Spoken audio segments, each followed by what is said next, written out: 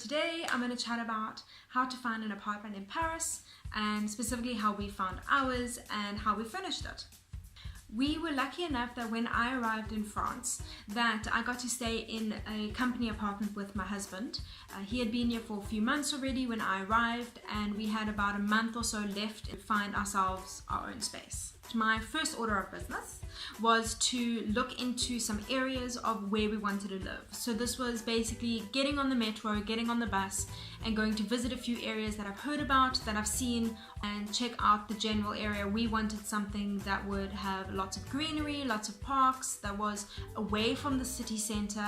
One, because it's cheaper, and two, because there's less hustle and bustle.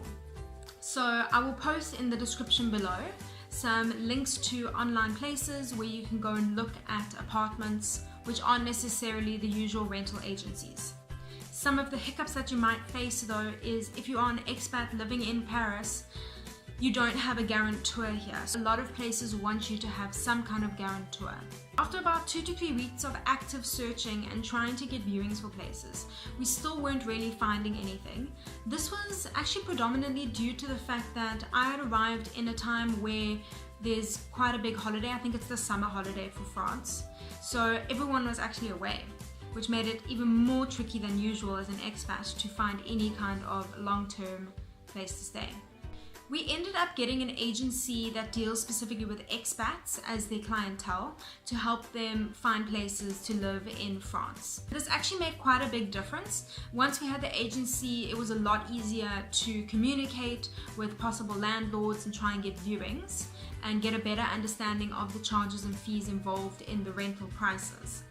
So this apartment is actually the second apartment that we viewed. The first apartment that we viewed is in the complete opposite side of Paris from where we are now. That apartment was fine. It was really under our budget, which was amazing, but the distance was a little bit much for us. We had to take a metro, walk 10 minutes, and then take a 10-minute bus ride in order to get to the apartment.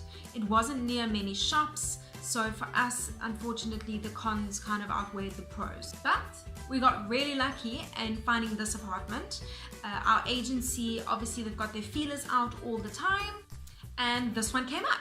So basically we got to view this apartment before it was put online, before anybody else had viewed it, and we are super grateful for that. It was something that we didn't expect, but we are so glad because we found a magical apartment that was within our budget, and it's basically just outside of the city. Metro access, 10-minute walk to the metro, which is nothing considering the area is so stunning. So a few things about some apartments in Paris is that you generally want to find an apartment with heating.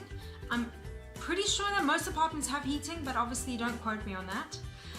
But we have communal heating in our apartment, which basically means that we've got heaters that run throughout the entire building. It doesn't come out of our electricity, which is fantastic.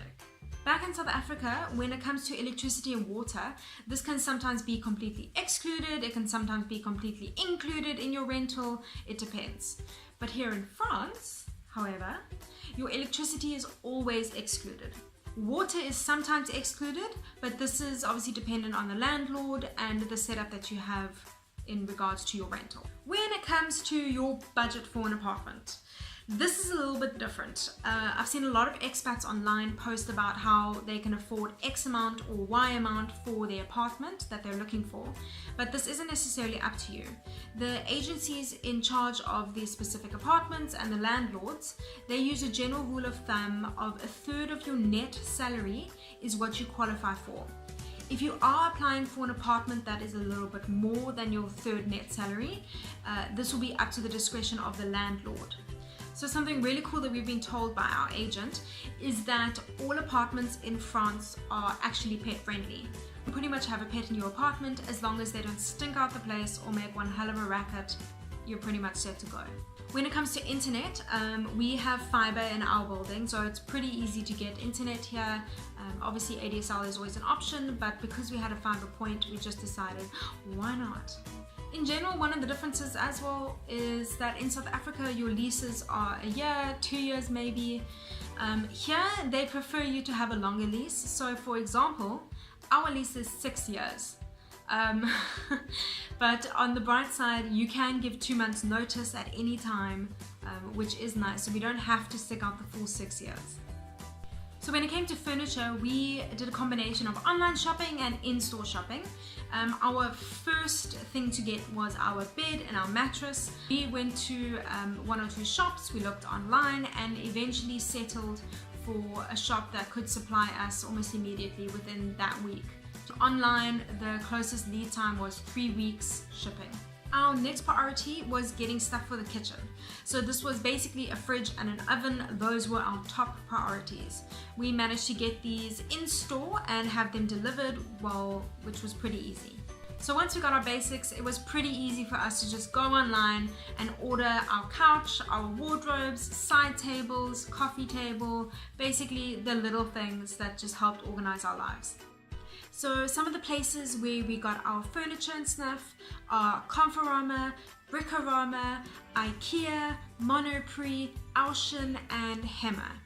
Delivery times vary between the different places, but I found that with IKEA, where we got our wardrobes and our side tables and coffee table, this was about a 2-week lead time. And from Conforama, where we ordered our couch, this was 3 weeks. But all of these delivery times are stated on their website, so it's not a big surprise. I really hope that I've helped you guys, given you some tips, some advice on finding your own apartment in Paris.